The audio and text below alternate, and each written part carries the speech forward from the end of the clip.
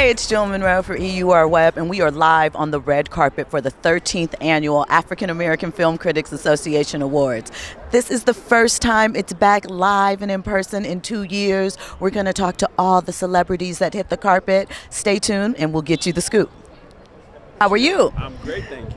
So you are presenting tonight. Tell me why it's important for you to make sure that you show up for things like the African American Film Critics Awards. Yeah, I mean, we got to support our own, we got to recognize our own. And, often we look for validation in other places and we expect other people to recognize us. And that's not what matters. If it happens, cool. But what matters is the people that we're telling stories for. And I think, AAFCA does an amazing job of recognizing folks who are telling authentic stories about our community.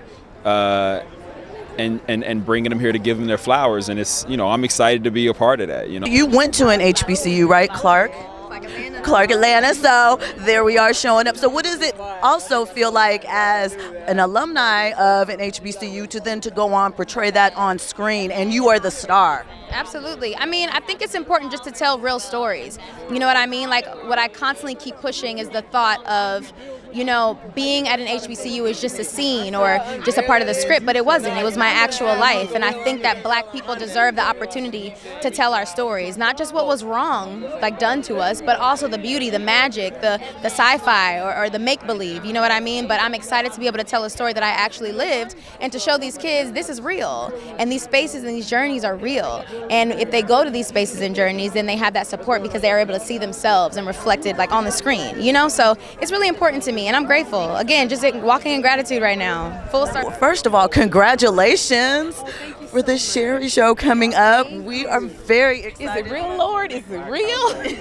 It's real. Sherri. Oh my gosh, thank you. So what does it feel like to finally be sitting in your own seat of your own show, just you, for everything that you put into this business? It's very surreal because I did my very first pilot for a talk show in 2004. So 18 years later, a lot of no's of people telling me that I wasn't able to sit on the couch and talk. I came out of my mom's womb talking. And it just really shows me God's timing. It really says to me, sometimes it's not no, it's just not yet. So to see God's timing in this and God ordaining this, I'm just in awe. But why is it important for you to show up at events like this for the African American Film Critics Association? I know there's a lot of demand for your time, but why give your time to this? That's a really good question. Then I would just say because I'm a Black man and I'm living in Hollywood and I need to support my people. We got to support when we can, every time that we can. And so for me to be here is around a lot of my peers, around a lot of people that I respect is a really good thing and a really important thing. You've been in this business for a minute, and I'm so glad that you are publicly getting your flowers for everyone. So what is this experience like, being honored from the African American Film Critics Association and being nominated for an Oscar? Well, it's why I do what I do. This is why I do what I do because, I want to show a reflection of Black womanhood. So for Black women and Black men to feel like I'm doing that effectively, it means everything to me. Everything. Busy. A little bit. A little bit. What are you doing for self-care? Ooh, self-care looks like a good spa day that includes a massage, a mani, a pedi, and a really good book and some silence and quiet time to myself. So how much are you getting to enjoy that right now? Because you're so busy, you have projects back to back. This week is pretty light. I just finished a run on Broadway last week in Skeleton Crew. So I'm getting some downtime, some much needed downtime right now before things pick up again. You're being honored tonight by the African American Film Critics Association. What does it mean to be honored by an association that is for people of color? It's a really big honor to be acknowledged for the hard work that this company, Sony, does for the community.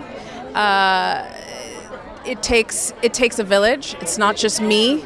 I represent the company, I represent Japan, and the wonderful thing is that Sony's value system makes what I do not only a wonderful job, but vital to Sony's business. We want to tell stories that represent the world we live in. We want to entertain for audiences that really see these movies.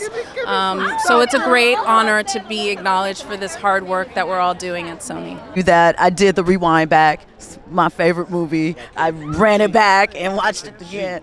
So I know you had the vision, but did you have the vision that it would be honored in this type of way, that your people would respond to it in this way? I know you did, but talk to me about the feeling of seeing it coming to fruition. You get as much vision as you can have.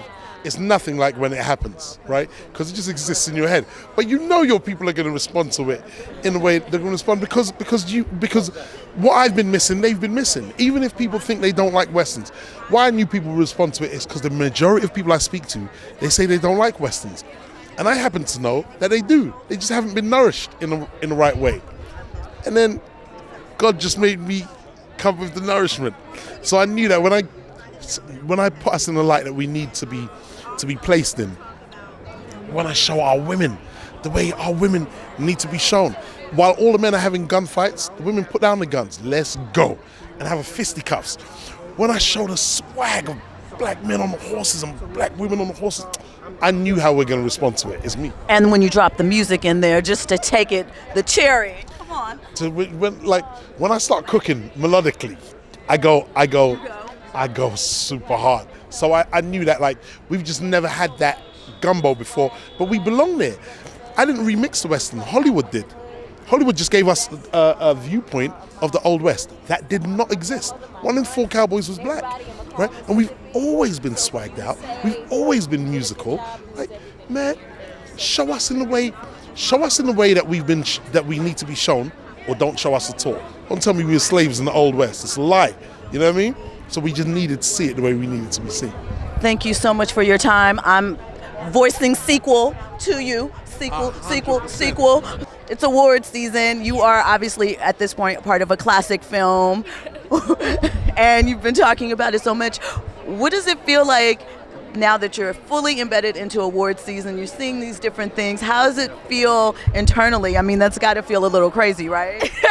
It's exciting. I mean, I love award season. It's my favorite time, and I don't know, getting to be amongst my peers, it's something so special about it. You know, you get to be around other actors that love it.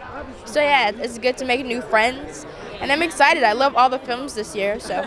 We are looking further down the line, so what can we see next from you? Is it too soon for me to be asking that? Are you still basking in the love of this? I have an HBO limited series dropping next month. With David Simon and George Pelicanos back in Baltimore after The Wire 20 years later. So that's gonna be a banger of a show. And then I'm directing the Bob Marley biopic. So that'll hopefully be at the end of the year. Well, thank you so much for your time. I have to talk about your fashion choice because you are laid. I like the patent leather touches. You look amazing. So you're being honored tonight. What is it like in 2022 to be a woman of color in the film industry? I think being a woman in this world is always crazy, right? But being a woman of color and in this industry, you're always fighting, you know what I mean? But as long as you just kind of fight with your own self, stay confident, right? And make sure you know your past doesn't define you. And everybody has done so much work before us, you know what I mean? And so it's now my job to pay it forward, and I'm always here to bring the ladder up.